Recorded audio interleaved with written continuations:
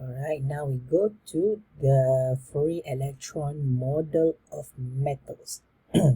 So metals, they conductor kan, dia ialah electrical conductor yang baik. Kalau kita pasang pada bateri, elektron boleh mengalir dengan mudah lah. Okay, ini kerana elektron ni sebenarnya dia bebas. Kita panggil dia sebagai elektron C. Alright. So in the free electron models, untuk dalam kita nak memahami metals ni kan, so actually bukanlah semua elektron tu free. Okay, biasanya kumpulan metal ni dalam jadual berkala ni ialah jenis dia punya bilangan elektron dan bilangan proton dia banyak kan, besar. So dalam satu atom tu kan ada proton banyak. Okay, jadi dia punya size tu besar, size atom tu besar. Jadi elektron yang paling luar sekali kan, macam kalau kita anggap ni macam Pluto lah, planet Pluto kan, planet Pluto dengan matahari. So planet Pluto ni dia jauh sangat daripada matahari, menyebabkan dia tu macam dia punya pengaruh tarikan daya di antara elektron tu dengan dengan nukleus tu lemah lah. Jadi elektron tu hampir bebas. Okey, dia hampir bebas. Jadi dia tidak terikat lah dengan nukleus. Tapi walau bagaimanapun, kalau ada banyak electrovalence yang paling luar kan. So electron valence lah kita panggil, elektron pada petala yang luar ni dia banyak kan. Jadi dia seolah-olah macam satu lautan elektron. So they are the electron C lah. Okay, so they are infinite potential energy barriers at the surface. So contohnya kita memang ada seketul metal kan. Jadi elektron ada dalam ni kan. Tapi elektron tu walaupun dia bebas, tapi dia bebas hanya dalam metal tu. Dia tidak bebas di luar. Dia bukanlah dia boleh terloncat terus daripada box of metal ni kan. Jadi kita katakan dia walaupun dia bebas, tapi dia bebas dalam kawasan metal tu. Jadi kat situ kita katakan there are infinite potential energy barriers at the surface. So permukaan metal ni membentuk satu potential barrier yang sangat besar, yang menyebabkan elektron ni tak boleh keluar daripada metal ni. Jadi dia masih lagi free, tapi dia free hanya dalam metal ni. Okay, so kita boleh anggap bahawa electrons are considered to be confined in 3D potential box. Jadi ini yang kita dah belajar kan dalam sebelum ni, which is 3D potential box. Maksudnya particle in a box kan. Tapi ini bukan satu particle, dia ada banyak lah particle kan. Okay, so if the box has a length L, the energies of the stationary states, jadi energy level yang ada dalam box ni ialah yang ini. Ini memang kita dah ambil, kita dah dapat lah ni sebenarnya daripada sebelum ni. Kita dah pernah jumpa dah ni, which is Nx, Ny, Nz ni ialah principal quantum number lah. Okay, jadi dia maknanya energi bergantung kepada size metal tu lah. Okay, kita move forward. Okay, jadi kita introduce N, which is the number of quantum states available for an electron to fit in atom. Okay, so kita introduce N sebagai bilangan keadaan kuantum. Maknanya dalam satu metal tu kan, okay, ada quantum states, maknanya keadaan yang boleh elektron duduk dalam tu. Okay, so quantum states ni ialah keadaan di mana elektron boleh berada. Okay, jadi macam kita dah belajar kan dalam hydrogen atom. Okay, so elektron boleh berada di sini dan dia boleh excited to the next shell. Jadi next shell tu ialah satu quantum states. Okay, actually dalam hydrogen juga ada satu lagi kekosongan kan, kekosongan untuk elektron lain masuk. Jadi dekat dalam n sama dengan 1, kan, n dengan 1 ada 2, bila n sama dengan 1, L sama dengan kosong kan, dan ms boleh sama ada plus minus half. Ini bermaksud pada the lower state of the hydrogen, there are 2 quantum states. So that is meant by quantum states. That's why how many states available inside an atom. Okay, jadi n ialah is a number of quantum states available for an electron to fill an atom. So it is given by this expression where m is the mass of electron.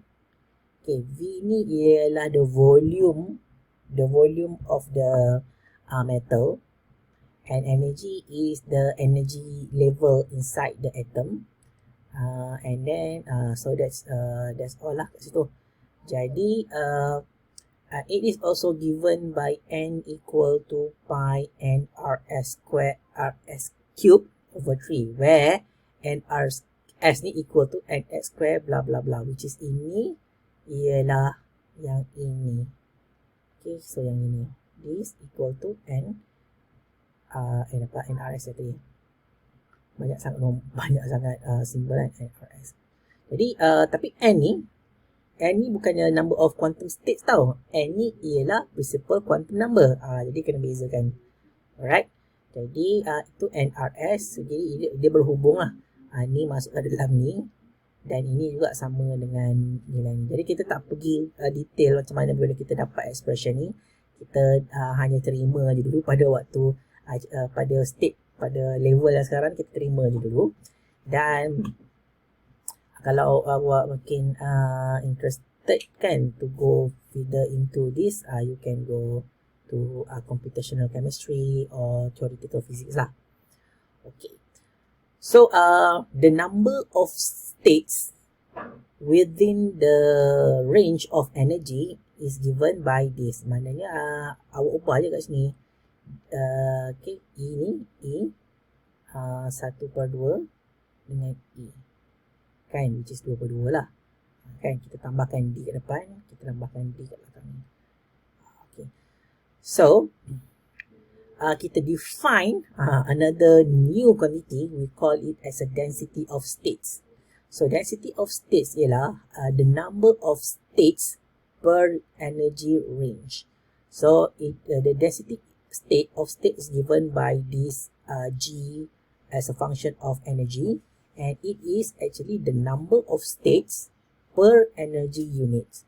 So that's why kita akan dapat dekat sini, kalau ni pergi ke sini kan, dan oleh itu kita dapat this expression, density of states in the free electron model.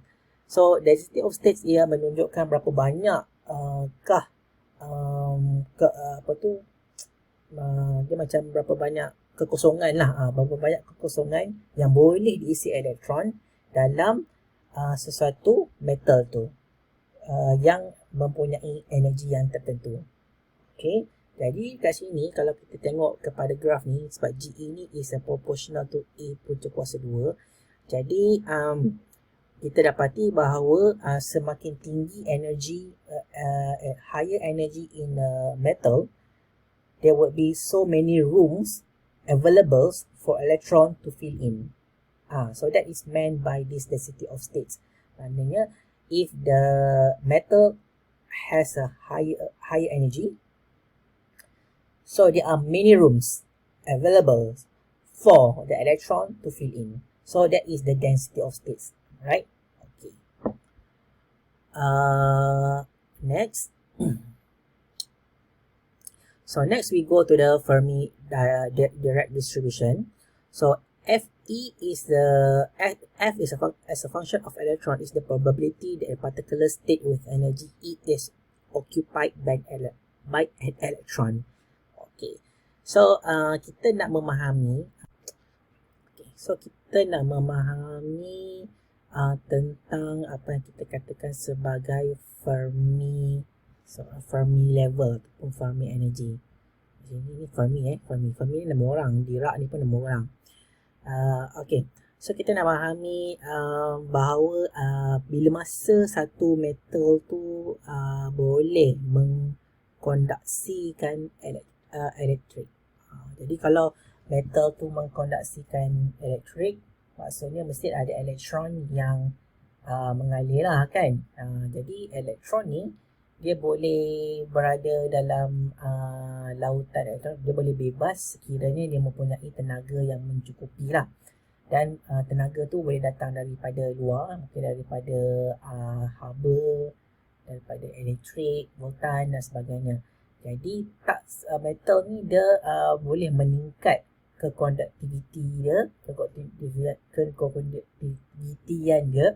This conductivity can be increased if their temperature is higher, or depends and also depends to the what we call Fermi energy level. Okay, so before we proceed, we first we go to the probability that a particular state with energy E is occupied by an electron. Jadi in the metal, there will be, as I said before, rooms for the electron that can be occupied. So that room is called quantum states lah. Quantum state. So how many states is available for the electron to fill in? So the probability that certain states with certain energy is occupied by an electron is given by this probability, Fe. So if I do not know whether you have learned it in somewhere in thermodynamics, if I'm not mistaken, about the Maxwell-Boltzmann distributions.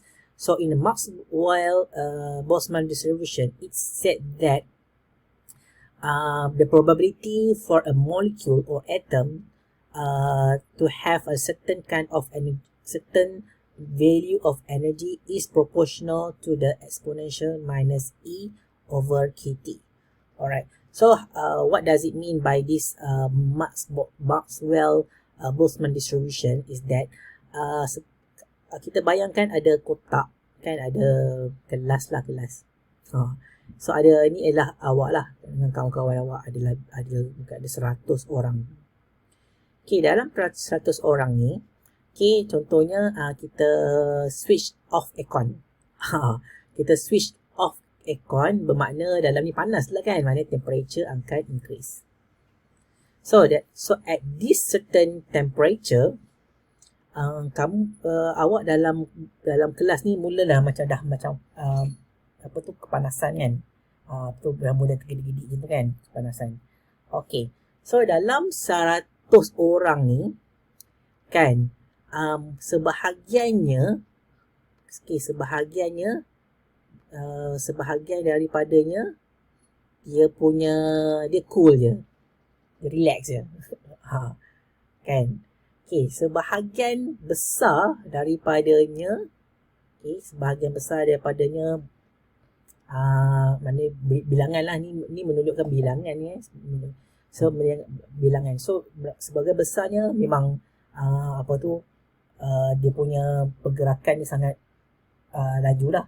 Dan lagi sebahagian ni pula lagi some percentage of the student kat sini memang dah macam memang energetic lah, maknanya dia tak tahan panas kan, dia berlari-lari lah.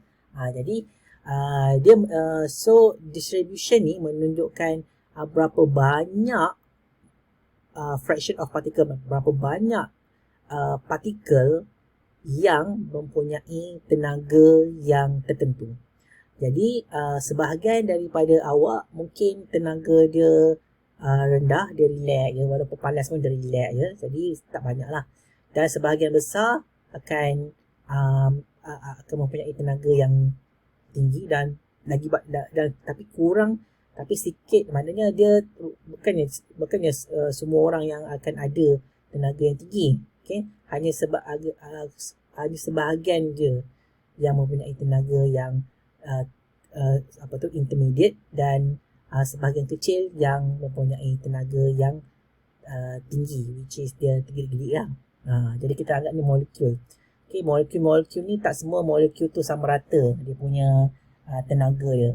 Okay, so ada tenaga yang lemah ataupun mungkin tenaga tu tinggi, tapi bila dia berlanggar, okay, dia memindahkan tenaga dia kepada orang lain dan dia akan jadi relax. Tapi bilangan fraction of particle which a certain amount of energy is given by this distribution. Dan kalau kita mula start pasang aircon, kan, bila kita mula pasang aircon, maknanya tadi yang panas tergedik-gedik tu akan berkurang dia punya tenaga dia. Okay, tenaga dia berkurang. Jadi that is given by the Maxwell-Boltzmann distribution. Maksud dia bila tenaga tinggi, so ini distribution dia. Bila suhu panas, kalau suhu dia rendah sikit, macam ni. Dan kalau dia sejuk, macam ni kan. Jadi menurut Maxwell-Boltzmann distribution ni untuk metal, kan, untuk metal, kalau kita sejukkan metal, maksudnya sepatutnya semua elektron akan berada pada kedudukan yang paling rendah. Maknanya yang ini akan jadi tinggi lah, kan, mencanak tinggi dia. Okay. So dia punya ni mesti mencanak tinggi dia ni. Okay, so susah betul nak lukis. Oi. Ni tinggi lah. Maknanya most of the electron would be at the lowest energy states. Kan? Ini ialah prediction daripada Maxwell distribution. Tetapi walau bagaimanapun tak boleh pakai Maxwell punya distribution ni. Sebabnya pertama ialah sebab exclusion principle. Okay, so elektron tu tak boleh berada pada kedudukan energi yang paling rendah, ground state. Tak semua boleh. Okay, sebab dia ada exclusion principle. Maknanya walaupun ada banyak room, even though there are so many quantum states, but only one electron can occupy one room. Okay, kan? Maknanya paling rendah ada 2 room, next baru ada macam 8 room. Okay, maksudnya ada 18 room.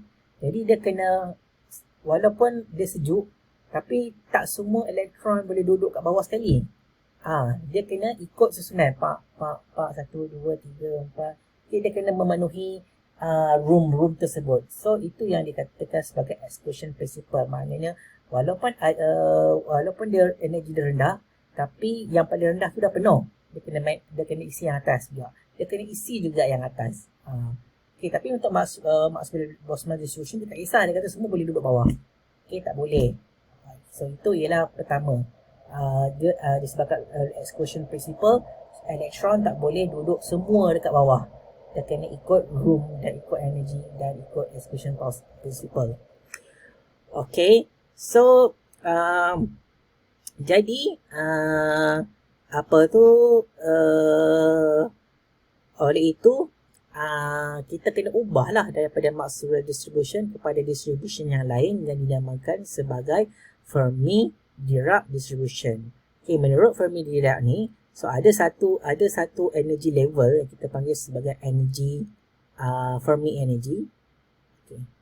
So Fermi energy ialah energi yang paling maksimum yang berada dalam the maximum energy level inside the material where the electron can occupy. So at T equal to 0, that means at absolute temperature, kan? The distribution so all states, as long as it is below the Fermi energy, can be occupied by the electron. Okay, so maknanya so all rooms which is available but still lower than energy Fermi at 0 Kelvin can be occupied. Okay, so it's differ with this Maxwell distribution. Maxwell distribution dia kata semua longgok bawah ni, tak boleh. Dia kena ada bentuk dia gini, ini, dan kat sini tak ada. There is no any states of energy that can be occupied by the electron. Okay, masalah kedua ialah distribution types. Okay, dalam Maxwell distribution, ini ialah classical theory. Dalam Maxwell distribution ni dia tak ambil kisah pun pasal partikel punya, maknanya dia menganggap bahawa partikel-partikel ni ialah distinguishable. Maknanya kita boleh bezakan setiap elektron. Kita boleh identify setiap elektron. Maknanya ini macam orang tadi kan, ini ada nama dia. Ini Ahmad, ini Ali, ini okay, so that is in classical physics. Tapi in quantum mechanics, we cannot identify each of them. Kita tak boleh kata ini Ali, ini Ahmad. Tak boleh. So, kita tak tahu. Kita hanya cakap probability sahaja. Ini mungkin Ali, tapi dia bukan Ali. Okay, so kita katakan itulah in quantum mechanics, we consider particle is indistinguishable. Maknanya elektron yang berada di dalam satu metal tu, kita tak boleh recognize dia mana satu. Okay, lagipun elektron kan bukannya seketul-seketul kan, dia ialah awanan, dia ialah a cloud. So we do not know exactly which electrons that we are considering. So that is the main difference between classical distributions and then the quantum distribution, which is called Fermi-Dirac distribution. Jadi so kita ada benda baru kat sini, which is Fermi energy, which is the highest energy states, the highest energy of the state that can be occupied by an electron at 0 Kelvin. Okay, so that is the definition of Fermi energy. Okay.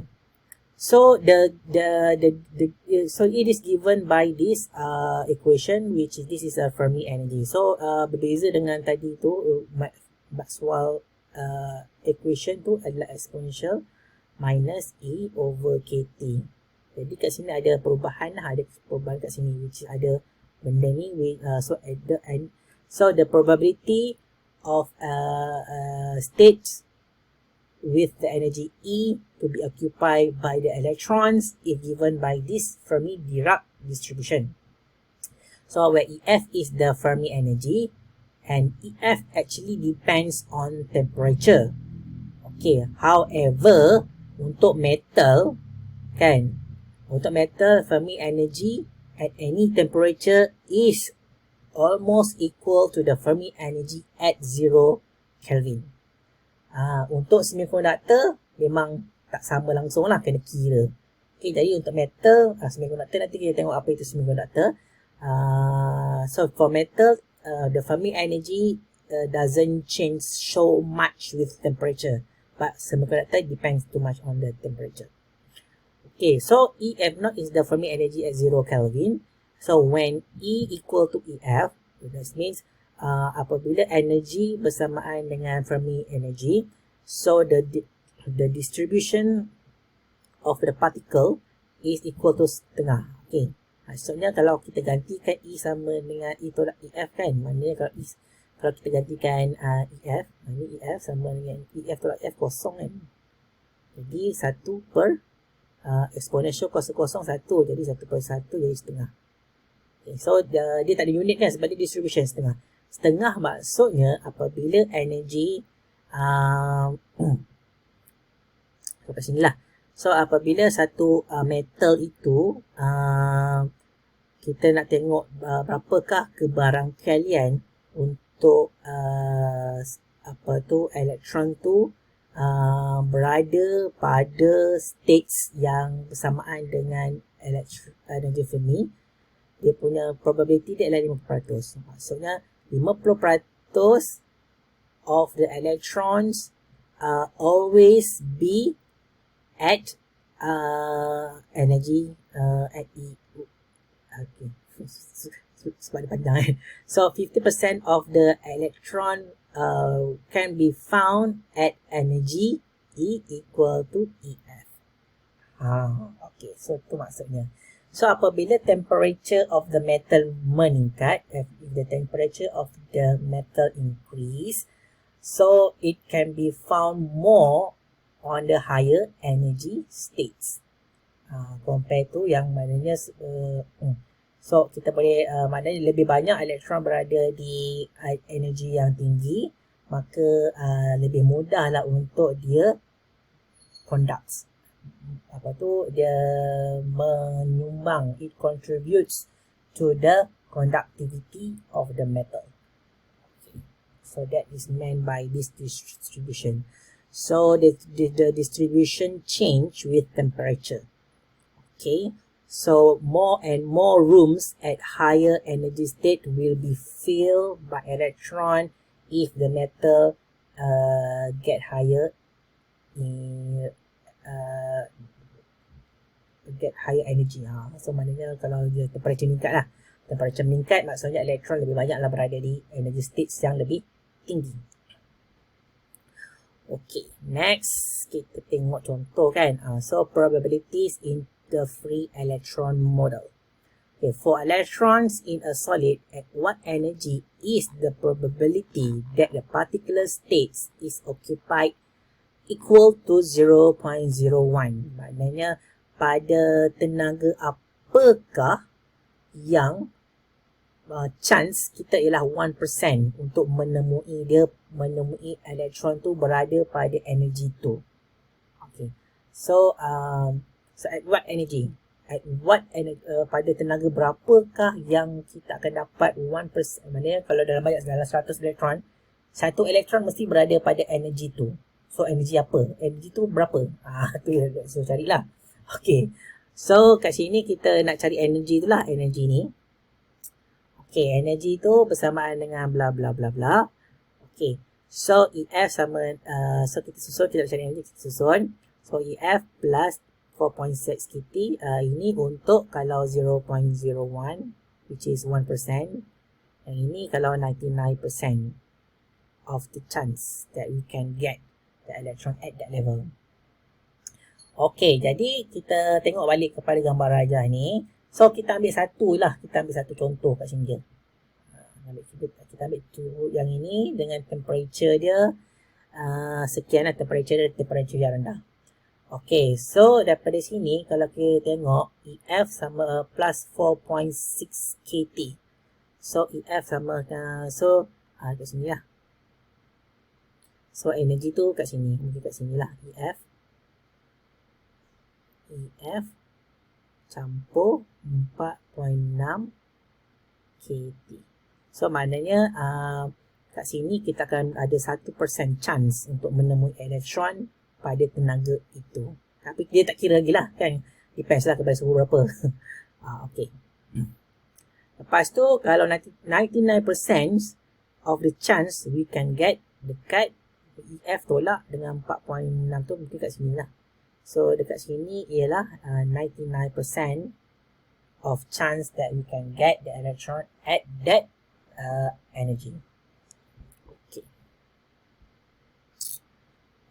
Now, kita pergi kepada electron concentration and Fermi energy. So, again, kita ulang balik which is Fe give the probability that any specific state with energy E is occupied by electron at temperature T. Dan kita nak tahu berapa banyak elektron sebenarnya yang mempunyai tenaga sekian. Okay. So, tadi kita cakap pasal berapa banyak energy states. Energy state tau. Berapa banyak energy states yang mempunyai, yang boleh diisi oleh elektron. Tapi kita tak kira pun berapa banyak elektron sebenarnya. Okay. So, kita define another quantity, kita panggil sebagai Dn, which is the number of electrons with energy in the range of De. Dia berbeza dengan Dn tadi tu. Dn tu ialah the number of states. Berapa banyak rumah. Yang ini berapa banyak orang. Jadi berapa banyak orang yang boleh mengisi rumah tu tadi, rooms, bilik tadi tu. Tadi tu ialah kita cakap pasal states, which is berapa banyak ruang yang ada, rooms yang ada. Yang ni kita cakap pasal banyak elektron, orang yang untuk mengisi itu. Okay, so the number of electron with energy is given by the density of states, darabkan dengan Fermi direct distribution, darabkan dengan energy. Okay, so GE ni kita dah ada tadi, dan F ni pun kita ada. Jadi, kita ambil expression daripada slide sebelum ni. So, yang ini ialah GE, the density of states. Ingat balik, density of state apa? Density of state ialah berapa banyak states bagi certain energy. Okay. Itu ada tadi, kita dah ada. Dan kita ada Fermi Dirac. dan kita ada energy yang tertentu lah. Alright, so the number of electron at energy level EF0 at absolute 0, dan this means the bilangan elektron yang pada tenaga EF, pada tenaga Fermi, ialah given sebagai ini. Jadi yang ini sebenarnya kita buat kamiran sebenarnya. Kita buat integration, jadi kita dapat new expression kat sini, di mana V ni ialah the volume of the metal. Okay, so ini ialah Fermi energy. Okay, so selepas kita putar-putar, kan, kita boleh putar-putar semua, kita nak dapatkan EF Fermi energy at absolute value. So yang ini akan kita tukar-tukar, kita dapat this expression. Jadi kita define the new quantity, kita panggil sebagai electron concentration. So N equal to big N, bilangan elektron, bagikan dengan the volume of the metal. So electron concentration is equal to the number of electrons divided by the volume. So oleh itu kita simpulkan balik, kita dapat ini jadi macam ni. So energy, Fermi energy kita boleh kira berdasarkan berapa banyak elektron punya concentration, kepekatan ke, tak sesuai kot. Maknanya macam berapa banyak elektron dalam satu isi padu, dalam satu ruang.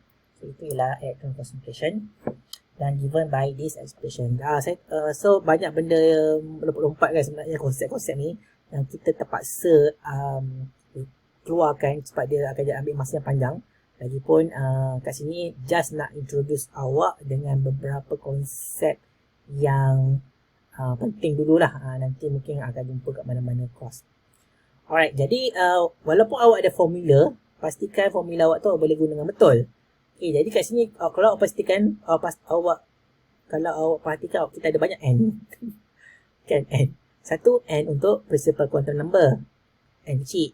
The number of quantum state is also N kecil. The electron concentration ialah N kecil juga. The number of electron ialah N besar. Jadi tapi benda ni dia tak sama. Semua ni dia tak sama. Principal quantum number tak sama dengan number of quantum state, tak sama dengan electron concentration. Tapi tiga-tiga ni gunakan simbol N kecil. Oleh itu kenalah hati-hati, walaupun ada formula, awak kena tahu N tu N apa ke benda, which one. So that's tak salah guna formula. Alright. Okay. So kita nak kira Fermi energy in a copper, tembaga kan. Pada suhu rendah, copper has a free electron concentration and equal to given this.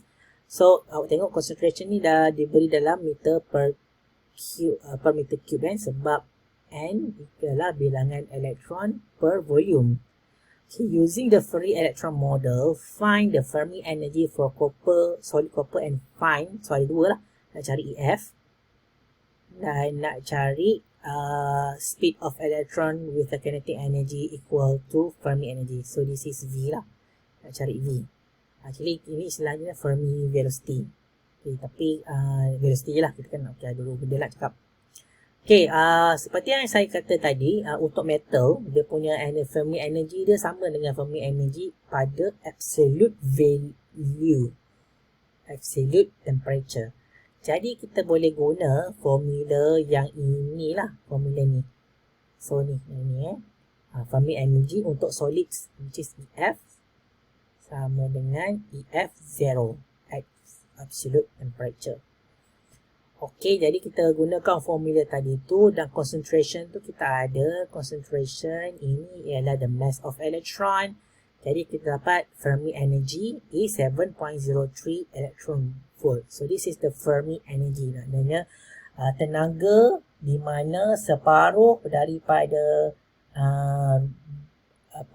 elektron memenuhi state, maknanya setengah daripada elektron yang ada tu mempunyai energi EF 7.03. Okay, so that is the probability lah. Ini probability lah kan, untuk dia boleh ada kat situ. Okey, jadi kita nak cari V tadi kan. Okey, bila macam nak cari V, kita kena guna kinetic energy lah. Kan? So ini kita dah kira tadi dan ini ialah kinetic energy. Dan dalam pengiraan ni pastikan awak masukkan nilai balik semula yang electron charge. Okay, sebab bila kita guna formula ni kita kena pastikan ini dalam unit joule. So the velocity is 1.57 times by 6. Memang sangat pantas. Kalaulah katalah awak kira awak dapat 10 kuasa 9 meter per saat, kan, pasti 10 kuasa 9 maksudnya melebihi laju cahaya kan. Maknanya salah jawapan awak. Kira logik lah kan. Walaupun laju dia tak boleh lebih daripada 10 kuasa 9 sebab yang paling laju ialah cahaya. Okay, next kita akan pergi kepada sumber konduktor. Kita berhenti dulu.